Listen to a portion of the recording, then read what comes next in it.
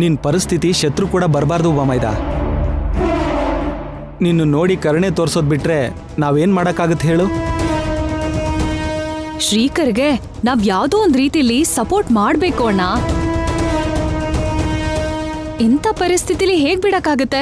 ಆ ಅವನಿ ನನ್ನ ತಮ್ಮನ್ನ ಅಮಾಯಕನನ್ನಾಗಿ ಮಾಡಿ ಆಟ ಆಡ್ಕೋತಿದ್ದಾಳೆ. ಅವಳನ್ನ ಸುಮ್ಮನೆ ಬಿಡಬಾರ್ದು.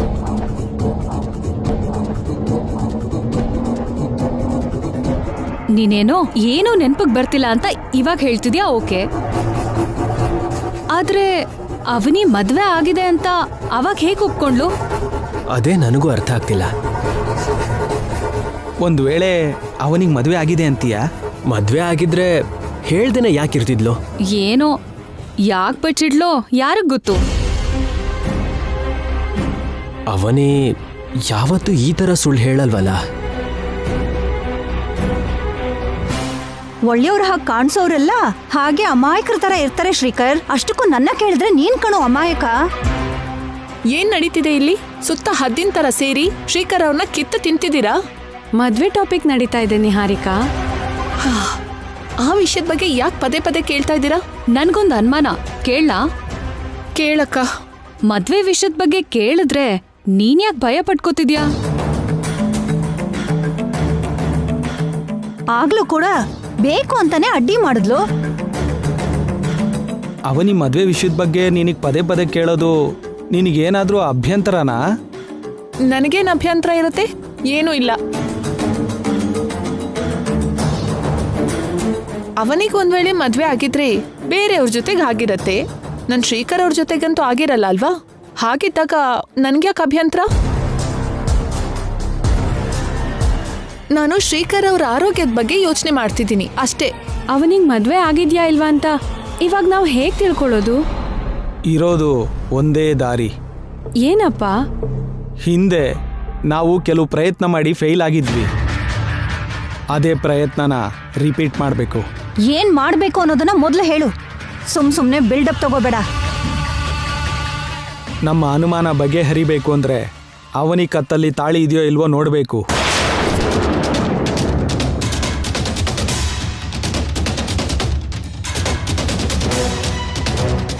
ಅವನಿ ಕತ್ತಲ್ ಮಂಗಳಸೂತ್ರ ಇದೆ ಅಂದ್ರೆ ನಮಗೆ ಎಷ್ಟು ದೊಡ್ಡ ಮೋಸ ಮಾಡಿದೊಳೋ ಗೊತ್ತಾಗುತ್ತೆ ಅಲ್ವಾ? ಇವ್ರಿಗೆ ತುಂಬಾ ಭಯಂಕರವಾದ ಯೋಚನೆಗಳು ಬರ್ತಿದೆ. ಇವ್ರನ್ನ ತಡೆಯೋದು ಹೇಗೆ? ಪೃಥ್ವಿರಾಜಣ್ಣ ಹೇಳಿದ ಐಡಿಯಾ ಚೆನ್ನಾಗಿದೆ ಅಲ್ವಾ ಶ್ರೀಕರ್? ಅವನಿ ಕತ್ತಲ್ಲಿ ತಾಳಿ ಇದೆಯೋ ಇಲ್ವೋ ಅಂತ ನೋಡಿದ್ವಿ ಅಂದ್ರೆ ಎಲ್ಲಾ ಡೌಟ್ಸು ಕ್ಲಿಯರ್ ಆಗುತ್ತೆ. ತಾಳಿ ಇದೆ ಅನ್ಕೋ, ಕಟ್ಟಿದ್ ಯಾರು, ಅವನ್ ಬಗ್ಗೆ ಇಲ್ಲಿವರೆಗೂ ಯಾಕೆ ಹೇಳಿಲ್ಲ ಅಂತ ಪ್ರಶ್ನೆ ಮಾಡೋಣ.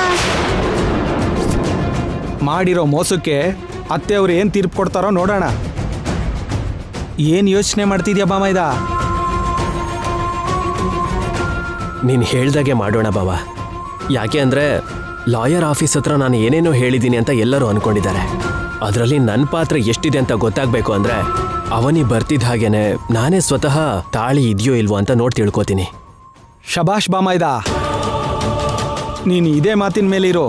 ಉಳ್ದಿರೋ ವಿಷಯನ ನಾವು ನೋಡ್ಕೋತೀವಿ. ಏನಂತೀಯ ನಿಹಾರಿಕಾ? ಓಕೆ ಓಕೆ, ನೀವು ಹೇಳ್ದಾಗೆ ಮಾಡೋಣ. ಸರಿ, ಎಲ್ರೂ ಕೆಳಗಡೆ ಹೋಗೋಣ ಬನ್ನಿ. ಅವನಿ ಬರೋ ಸಮಯ ಆಗ್ತಿದೆ, ಬನ್ನಿ.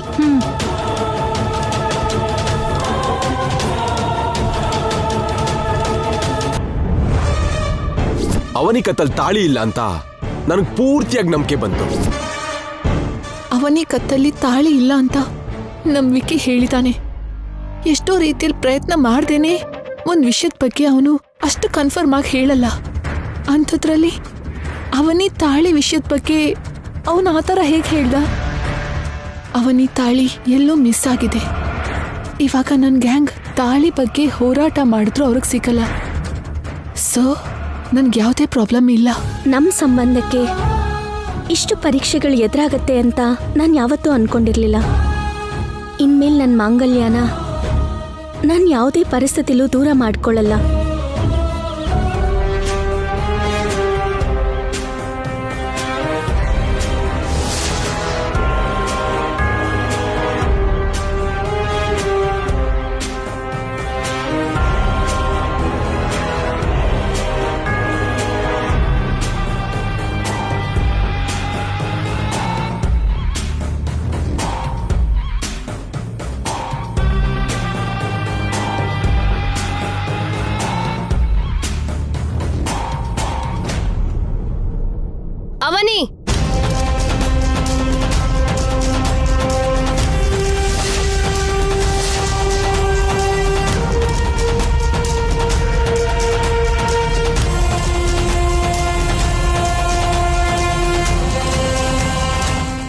ಏನಾಯ್ತತೆ?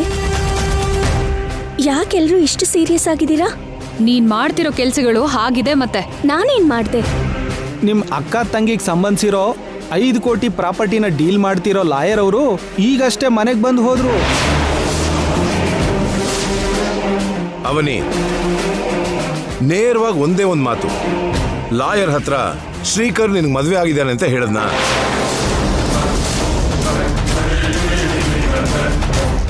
ಲಾಯರ್ ಅವರು ಅವತ್ತು ಏನ್ ನಡೀತೋ ಅದೆಲ್ಲ ನನ್ನ ಹತ್ರ ಹೇಳಿದ್ರು. ನೀನ್ ನಮ್ಮ ಹತ್ರ ಸುಳ್ಳು ಹೇಳೋ ಪ್ರಯತ್ನ ಮಾತ್ರ ಮಾಡಬೇಡ. ನಿನಗ್ ಮದ್ವೆ ಆಗಿದೆ ಅಂತ ಶ್ರೀಕರ್ ಹೇಳದ್ನಾ ಇಲ್ವಾ? ನಾವೀಗ ಕೇಳಿರೋ ಪ್ರಶ್ನೆಗೆ ಮೊದಲು ಉತ್ತರ ಕೊಡು. ಮಾತನ್ನ ಬದಲಾಯಿಸ್ಬೇಡ, ನಮ್ಮ ಮುಂದೆ ನಾಟಕನೂ ಆಡಕ್ ಹೋಗ್ಬೇಡ. ಬಾವ ಏನ್ ಹೇಳಿದ್ರು? ಶ್ರೀಕರ್ ಅವರು ಏನ್ ಹೇಳಿದ್ರು ಅನ್ನೋದು ಅನಗತ್ಯ. ನಾವ್ ಕೇಳಿದ ಪ್ರಶ್ನೆಗೆ ಉತ್ತರ ಕೊಡೋದಷ್ಟೇ ನಿನ್ ಕೆಲ್ಸ.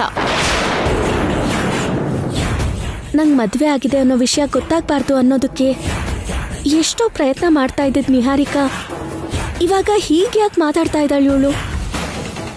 ಈ ಕ್ಷಣ ನೀನು ನಿನ್ ಮನ್ಸಲ್ಲಿ ನನ್ ಬಗ್ಗೆ ಏನ್ ಅನ್ಕೋತಿದ್ಯಾ ಅಂತ ನಂಗೆ ಅರ್ಥ ಆಯ್ತು ಅವನಿ. ಅವನಿ ಮೌನವಾಗಿದ್ದಾಳೆ ಅಂದ್ರೆ ನಮ್ಮ ಅನುಮಾನ ನಿಜಾನೇ ಅಂತ ಅರ್ಥ ಆಗ್ತಿದೆ. ಶ್ರೀಕರ್ನ ಕೇಳಿದ್ರೆ ನನಗೇನು ನೆನಪು ಬರ್ತಿಲ್ಲ ಅಂತ ಹೇಳ್ತಿದ್ದಾನೆ. ಅವನಿ, ಇದು ನನಗೂ ನಿನಗೂ ದೊಡ್ಡ ಪರೀಕ್ಷೆ. ನಾನೇನೋ ದೊಡ್ಡ ತಪ್ಪು ಮಾಡಿರೋ ಹಾಗೆ ನನ್ನ ವಿಷಯದಲ್ಲಿ ಎಲ್ಲರೂ ಅನ್ಕೋತಿದ್ದಾರೆ. ಹಾಗೇನೆ ನಿನ್ನ ವಿಷಯದಲ್ಲೂ ಕೂಡ ನಿನಗೆ ಮದುವೆ ಆಗಿದೆ ಅಂತ ಅನ್ಕೊಂಡಿದ್ದಾರೆ. ಸೊ ನಾವಿಬ್ರು ಉತ್ತರ ಕೊಡಬೇಕು. ನಮ್ಮ ತಪ್ಪು ಏನೂ ಇಲ್ಲ ಅಂತ ನಿರೂಪಿಸ್ಕೋಬೇಕು. ಹಾಗೆ ನಮ್ಮ ಮೇಲ್ ಬಂದಿರೋ ಆರೋಪನ ನಾವು ದೂರ ಮಾಡ್ಕೋಬೇಕು ಅಂದ್ರೆ ನಾವು ಮಾಡಬೇಕಾಗಿರೋದು ಒಂದೇ.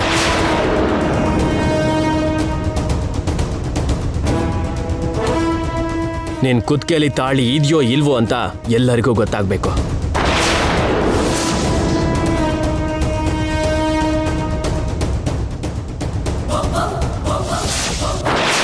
ಎಲ್ಲನೂ ಮರ್ತೋಗಿರೋ ನನ್ನ ಮೇಲಾಗ್ಲಿ, ಬಂಗಾರದ ಭವಿಷ್ಯ ಇರೋ ನಿನ್ ಮೇಲಾಗ್ಲಿ ಯಾವುದೇ ಆರೋಪ ಇರಬಾರ್ದು. ಹಾಗಾಗಬೇಕು ಅಂತಂದ್ರೆ ನಿನ್ ಕುತ್ತಿಗೆಯಲ್ಲಿ ತಾಳಿ ಇದೆಯೋ ಇಲ್ವೋ ಗೊತ್ತಾಗಬೇಕು.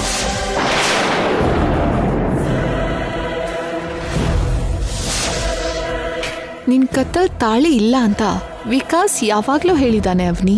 ಆದ್ರೂ ಯಾಕೆಷ್ಟು ಓವರಾಗಿ ಭಯ ಪಡ್ತಿದ್ಯಾ? ನಾನು ಲಾಯರ್ ಹತ್ರ ನಿನಗೆ ಮದುವೆ ಆಗಿದೆ ಅಂತ ನಾನು ಹೇಳಿದ್ದೀನಿ ಅಂತೆ. ನಿನ್ನ ಗಂಡನ ಕೈಯಿಂದ ಡಾಕ್ಯುಮೆಂಟ್ಸ್ ಮೇಲೆ ಸೈನ್ ಮಾಡಿಸೋದಕ್ಕೆ ಕರ್ಕೊಂಡು ಬರ್ತೀನಿ ಅಂತ ನಾನು ಹೇಳಿದ್ದೀನಿ ಅಂತೆ. ಅದೆಲ್ಲ ನಿಜನೋ ಸುಳ್ಳೋ ಅಂತ ಗೊತ್ತಾಗಬೇಕು. ಇವತ್ತು ಈ ವಿಷಯ ಕನ್ಫರ್ಮ್ ಆಗಬೇಕು. ಇಷ್ಟೆಲ್ಲ ಕೇಳ್ತಾ ಇದ್ರು ನಿನ್ನಿಂದ ಒಂದೇ ಒಂದು ಉತ್ತರ ಕೂಡ ಬರ್ತಾ ಇಲ್ಲ. ಮದುವೆ ಆಗಿದೆ ಅಂತಾಗ್ಲಿ ಮದುವೆ ಆಗಿಲ್ಲ ಅಂತಾಗ್ಲಿ ನೀನ್ ಮಾತಾಡ್ತಿಲ್ಲ. ನನ್ನ ಕತ್ತಲ್ ತಾಳಿ ಇಲ್ಲ, ಬೇಕಾದ್ರೆ ನೀವೇ ನೋಡ್ಕೊಳ್ಳಿ ಅಂತಾನು ಹೇಳ್ತಿಲ್ಲ. ನೀನ್ ವರ್ತನೆ ನೋಡಿ ನಮ್ಗೆ ನಿನ್ ಮೇಲೆ ಇನ್ನಷ್ಟು ಅನುಮಾನ ಬರ್ತಾ ಇದೆ. ಇಷ್ಟು ದೂರ ಬಂದ್ಮೇಲೆ ಇನ್ನೂ ಯೋಚನೆ ಯಾಕೆ ಬಮ್ಮೈದ? ನಾನು ಕೊಟ್ಟಿರೋ ಐಡಿಯಾನ ಫಾಲೋ ಮಾಡು. ಹೌದು ಶ್ರೀಕರ್, ಅನಾವಶ್ಯಕವಾಗಿರೋ ಆರ್ಗ್ಯುಮೆಂಟ್ಸ್ ಇಂದ ಸಮಯ ವ್ಯರ್ಥ ಆಗ್ತಿದೆ. ಅವನಿ ಬಂದ್ಮೇಲೆ ನಿನ್ ಕೈಯಾರೇನೆ ತಾಳಿ ಚೆಕ್ ಮಾಡ್ತೀನಿ ಅಂತ ಹೇಳ್ದೆ ಅಲ್ವಾ?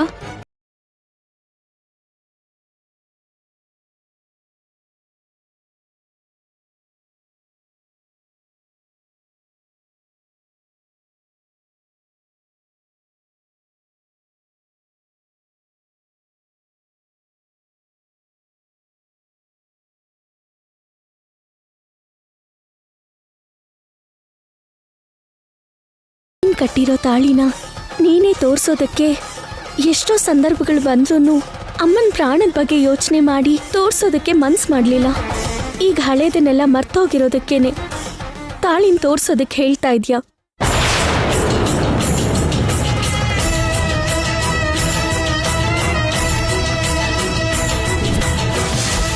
ನಿನ್ ಪಾಡಿಗೆ ನೀನು ತಾಳಿ ತೋರ್ಸು ಅಂತೀಯ. ಗೊತ್ತಾದ್ಮೇಲೆ ನನ್ನ ಗಂಡ ಯಾರು ಅಂತ ಕೇಳಿದ್ರೆ ನಾನೇನು ಉತ್ತರ ಕೊಡಬೇಕು? ನೀನೇ ನನ್ನ ಗಂಡ ಅಂತ ಹೇಳಿದ್ರೆ ನಂಬ್ತಾರ?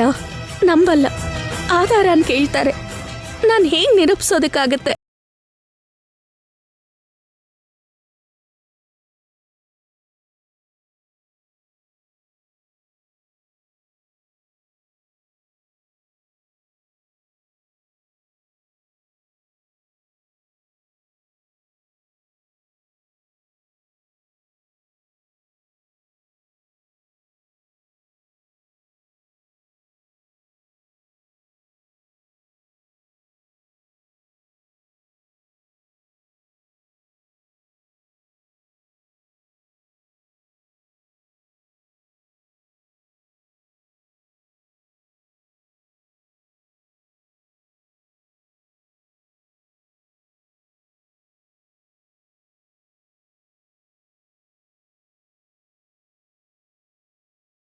ಹೀಗಾಗ್ತಿರೋದು ಒಂದ್ ರೀತಿಲಿ ನನಗೆ ಪ್ಲಸ್ ಆಗತ್ತೆ.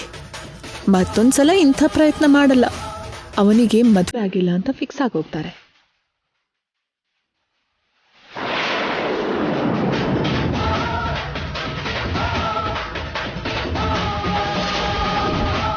ಅಮ್ಮ ಅನ್ನಪೂರ್ಣಾದೇವಿ, ನೀನೇ ಕಾಪಾಡಮ್ಮ.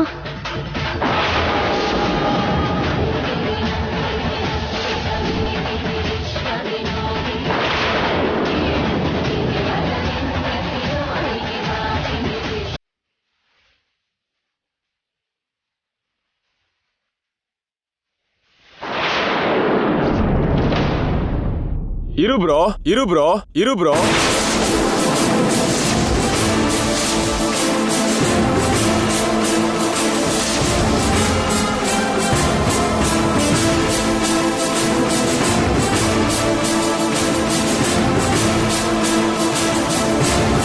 ತಡಿಬೇಡಪ್ಪ.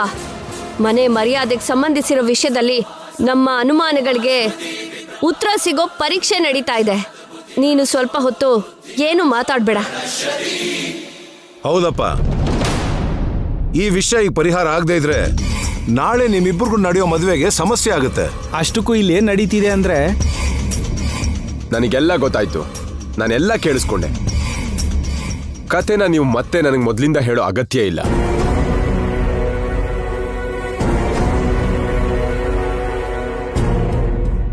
ನನಗೆ ಹೆಂಡತಿ ಆಗೋಳ್ನ ನೀನ್ ಹೇಗ್ ಟಚ್ ಮಾಡ್ತೀಯ ಬ್ರೋ? ಅವನಿ ಕತ್ತಲ್ಲಿ ತಾಳಿ ಇದೆಯೋ ಇಲ್ವೋ ಅಂತ ಚೆಕ್ ಮಾಡ್ತಿದ್ದೀನಿ ಬ್ರೋ. ಮಹಾಸಾಧ್ವಿಯಾದ ಸೀತೆಗೆ ಅಗ್ನಿ ಪರೀಕ್ಷೆ ಹಾಗೆ ನನ್ನ ಹೆಂಡತಿ ಆಗೋಳಿಗೆ ತಾಳಿ ಪರೀಕ್ಷೆ ಮಾಡ್ತಿದ್ದೀರಾ? ತಾಳಿ ಇದೆಯೋ ಇಲ್ವೋ ಅಂತ ಗೊತ್ತಾಗದೆ ಹೋದ್ರೆ ತುಂಬಾ ಸಮಸ್ಯೆಗಳು ಎದುರಾಗತ್ತೆ. ಅವನಿ ಬಗ್ಗೆ ನಿನಗೆ ಪೂರ್ತಿಯಾಗಿ ಗೊತ್ತಿಲ್ಲ. ನಾನು ಅವನಿ ಬಗ್ಗೆ ಯಾರೇ ತಪ್ಪಾಗಿ ಮಾತಾಡಿದ್ರು ನಿಮಗ್ ಬೇಕಾಗಿರೋ ಉತ್ತರನ ನಾನ್ ಕೊಡ್ತೀನಿ.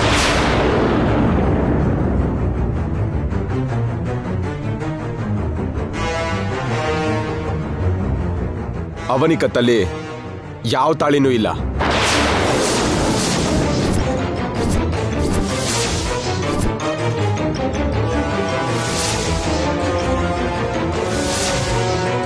ಇದನ್ನ ನೀವೆಲ್ಲರೂ ನಂಬೋದು.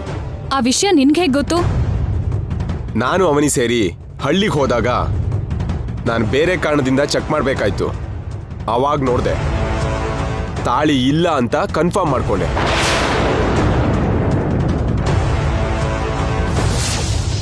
ಅಮ್ಮಯ್ಯ, ವಿಕ್ಕಿ ಬಂದಿದ್ದಕ್ಕೆ ಎಲ್ಲರ ಅನುಮಾನ ಕ್ಲಿಯರ್ ಆಯ್ತು. ನೀನ್ ಅನ್ಕೊಂಡಾಗೆ ನಾವು ಅನ್ಕೋಬೇಕು ಅಂದ್ರೆ ಒಂದ್ಸರಿ ನೋಡ್ಬಿಡೋದು ಒಳ್ಳೇದಲ್ವಾ? ಹೌದು ಬ್ರೋ, ಮತ್ತೆ ಮತ್ತೆ ಈ ರೀತಿ ರಿಪೀಟ್ ಆಗ್ತಾನೆ ಇರತ್ತೆ. ನನ್ನನ್ನು ಅನುಮಾನಿಸ್ಬೇಡಿ, ನನ್ನ ಅವನಿನ ಅವಮಾನಿಸ್ಬೇಡಿ. ಇದು ಪದ್ಧತಿಯಲ್ಲ.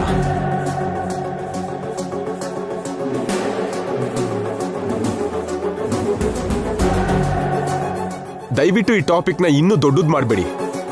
ನನಗೇನಾದ್ರೂ ಅನುಮಾನ ಇದ್ರೆ ಇಂಥ ಟೆಸ್ಟ್ನ ನಾನ್ ಮಾಡಬೇಕು, ನೀವಲ್ಲ.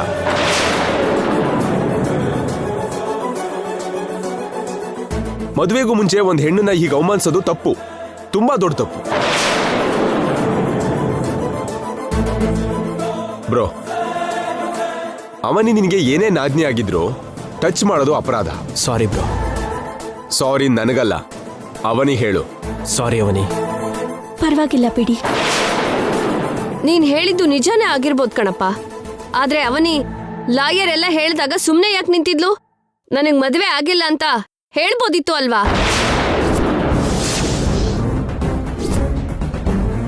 ಈ ಲಾಜಿಕ್ಗೆ ಆನ್ಸರ್ ಕೊಡು ಅನ್ನು. ಆವಾಗ ಅವನಿ ಕತ್ತಲ್ಲಿ ತಾಳಿ ಇಲ್ಲ ಅಂತ ನಾವು ನಂಬ್ತೀವಿ. ಈ ರಾಧಾಂತಕ್ಕೆಲ್ಲ ಯಾವ್ದೋ ಒಂದ್ ರೀತಿಲಿ ಫುಲ್ ಸ್ಟಾಪ್ ಹಾಕ್ಬೇಕು. ವೇದವತಿ ಅವ್ರು ಕೇಳಿದ್ ಕೂಡ ನಿಜನೇ ಅಲ್ವಾ? ಅವಾಗ ಯಾಕೆ ಸೈಲೆಂಟ್ ಆಗಿದ್ದೆ? ಇದೊಂದು ಆನ್ಸರ್ ಮಾಡು, ಉಳಿದಿದ್ದೆಲ್ಲ ನಾನು ನೋಡ್ಕೋತೀನಿ.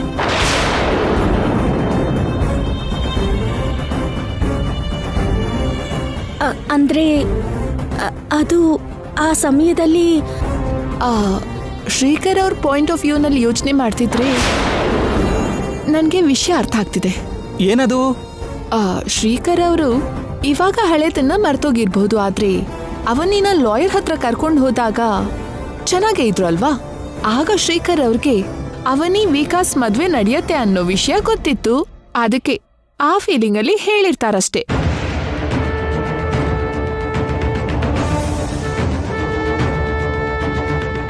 ಅದಕ್ಕೆ ಸೈನ್ಗೋಸ್ಕರ ಗಂಡ ಆಗ್ತಿರೋನನ್ನ ಕರ್ಕೊಂಡ್ ಬರ್ತೀನಿ ಅಂತ ಲಾಯರ್ ಅವ್ರಿಗೆ ಮಾತು ಕೊಟ್ಟಿರ್ತಾರೆ.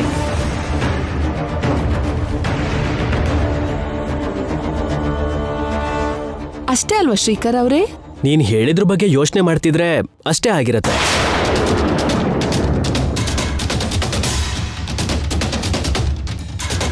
ಇಬ್ರು ಮದ್ವೆ ಬಗ್ಗೆ ಮೊದ್ಲೇ ಗೊತ್ತಿರೋದಕ್ಕೆ ಆ ಥರ ಹೇಳ್ತಿರ್ತೀನೇನೋ. ನಿಮ್ ಎಲ್ಲಾರ್ಗೂ ಬೇಕಾಗಿರೋ ಉತ್ತರ ಸಿಕ್ತು ಅಲ್ವಾ ಅತ್ತೆ? ಇನ್ನು ಈ ಟಾಪಿಕ್ ಕ್ಲೋಸ್. ನೀನ್ ತುಂಬಾ ಇಂಟೆಲಿಜೆಂಟ್ ನಿಹಾರಿಕಾ. ಈ ಪ್ರಾಬ್ಲಮ್ಗೆ ಒಳ್ಳೆ ಸೊಲ್ಯೂಷನ್ ಹೇಳಿದೆ. ನೀನ್ ಆದ್ರೂ ಇಷ್ಟು ಅಮಾಯಕಳಾಗಿದ್ರೆ ಹೇಗೆ ಅವನಿ? ನಿನಗೆ ಸಂಬಂಧ ಇಲ್ಲದೆ ಇರೋ ಆರೋಪಗಳು ಬರ್ತಿರ್ಬೇಕಾದ್ರೆ ನೀನ್ ಮಾತಾಡ್ಬೇಕಲ್ವಾ? ನೀನ್ ಹೀಗೆ ಮೌನವಾಗಿದ್ರೆ ತಪ್ಪು ಒಪ್ಕೊಂಡಾಗುತ್ತಲ್ವಾ? ಇಂಥದ್ದನ್ನ ನಾನು ಎಷ್ಟೋ ಸಂದರ್ಭಗಳಲ್ಲಿ ಎದುರಿಸಿದ್ದೀನಿ. ನನ್ಗೇನಿದು ಹೊಸ್ತಲ್ಲ ಬಿಡಿ. ಅಪಾರ್ಥಗಳನ್ನ ದೂರ ಮಾಡ್ಕೋಬೇಕು ಅನ್ನೋ ಆತರದಲ್ಲಿ ನಿನಗೆ ನೋವಾಗೋ ಹಾಗೆ ತಪ್ಪಾಗಿ ಮಾತಾಡಿದ್ವಮ್ಮ. ನೀನೇನು ತಿಳ್ಕೊಬೇಡ. ಸರಿ, ಆಗಿದ್ದೆಲ್ಲ ಒಳ್ಳೇದಕ್ಕೆ ಆಯ್ತು. ನೀವಿಬ್ರು ಒಂದ್ ಕೆಲಸ ಮಾಡಿ, ನಾಳೆ ಲಾಯರ್ ಹತ್ರ ಹೋಗಿ ಸೈನ್ ಮಾಡಿ ಬನ್ನಿ.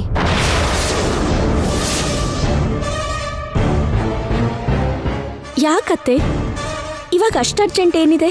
ಆ ಆಸ್ತಿ ನಮಗ್ ಬರೋದಕ್ಕೆ ಕೇಸ್ ಕೊನೆ ಹಂತದಲ್ಲಿದ್ಯಮ್ಮ. ಅದಕ್ಕೆ ನೀವು ಹೋಗಿ ಸೈನ್ ಮಾಡ್ಕೊಂಡು ಬನ್ನಿ. ಅದಲ್ಲ ಅತ್ತೆ. ಎಲ್ಲ ಕ್ಲಿಯರ್ ಆಯ್ತಲ್ಲಮ್ಮ, ಇನ್ನೇ ನಿನ್ ಪ್ರಾಬ್ಲಮು? ಅವನಿ, ಇನ್ನೇನು ಮಾತಾಡ್ಬೇಡ. ನಾಳೆ ನೀವಿಬ್ರು ಲಾಯರ್ ಹತ್ರ ಹೋಗ್ಬೇಕು. ಆಗ್ಲಿ ವೇದವತಿ ಅವರೇ. ಇನ್ನೊಂದು ವಿಷಯ, ಇನ್ಯಾವತ್ತೂ ನನ್ನ ಅವನಿನ ಯಾರೂ ಏನೂ ಅನ್ಬೇಡಿ.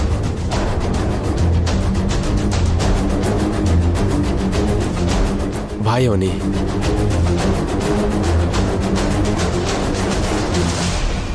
ಒಳಗಡೆ ಹೋಗಮ್ಮ.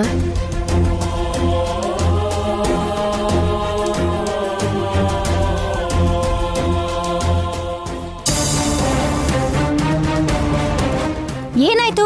ಈಗ ಯಾಕೆ ಹಾಗಿದ್ಯಾ? ಸಿನಿಮಾ ಮುಗ್ದೋಯ್ತಲ್ಲ. ಒಳಗಡೆಗೆ ಹೋಗಿ ಮಾತಾಡ್ಕೊಳ್ಳೋಣ ಬನ್ನಿ.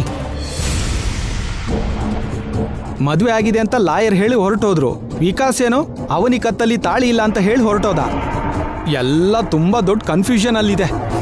ಇಂಥದ್ದನ್ನೆಲ್ಲ ನೋಡೋದಕ್ಕೆ ನಾನು ಈ ಮನೆ ಸೊಸೆ, ನೀವು ಈ ಮನೆ ಅಳಿಯ ಆಗಿರೋ ಹಾಗಿದೆ ಅಣ್ಣ. ಸರಿಯಾಗಿ ಹೇಳ್ದೆ. ಆದ್ರೂ ಈಗ ಅವನಿ ಕತ್ತಲ್ಲಿ ತಾಳಿ ಇದ್ರೆ ನಮಗಾಗೋ ನಷ್ಟ ಏನು? ತಾಳಿ ಇಲ್ಲ ಅಂದ್ರೆ ನಮಗಾಗೋ ಲಾಭ ಏನು? ಹಲ್ಲು ಮುರ್ಕೊಳ್ಳೋದಿಕ್ಕೆ ಯಾವ ಕಲ್ಲಾದ್ರೂ ಒಂದೇ ಅನ್ನೋ ಹಾಗೆ ಏನೇ ಆದ್ರೂ ನಮಗೊಂದೇ ಅಲ್ವಾ? ಹಾಗ್ ಹೇಗಾಗತ್ತಮ್ಮ? ತಾಳಿ ಇದ್ರೆ ಯಾರ್ ಕಟ್ಟಿದ್ದಾರೆ? ನಿನ್ ಗಂಡ ಯಾರು? ಇಷ್ಟ ದಿನ ನಮ್ಗೆ ಹೇಳ್ದೇನೆ ಯಾಕೆ ನೀನ್ ಮೋಸ ಮಾಡ್ದೆ ಅಂತ ಹೊರಗಡೆ ಹಾಕ್ಬಹುದು ಅಲ್ವಾ? ಅದು ನಿಜನೇ ಬಿಡು. ಅವನಿ ವಿಷಯ ಸರಿ. ನಿನ್ ಕತ್ತಲ್ಲಿ ತಾಳಿ ಇದೆಯಾ ವಸಂತ? ದೊಡ್ಡ ಮಾಮಾಯ್ದ ಕಟ್ಟಿರೋ ತಾಳಿ ನಿನ್ ಕತ್ತಲ್ ಇದೆಯಾ ಸಿಸ್ಟರ್? ನಿನ್ ಕತ್ತಲ್ ಇದೆಯಾ ಕಾವ್ಯ? ನಿನಗ್ ತಲೆ ಕೆಟ್ಟೋಗಿದೆ ಅನ್ಸತ್ತೆ. ನನ್ಗೇನಾದ್ರೂ ಮದ್ವೆ ಮಾಡಿದ್ದೀರಾ ನೀವು? ಓ ಹೌದಲ್ವಾ? ಸಾರಿ. ಸೀನಿಯರ್ ಲೇಡೀಸ್ ನೀವು ಹೇಳಿ.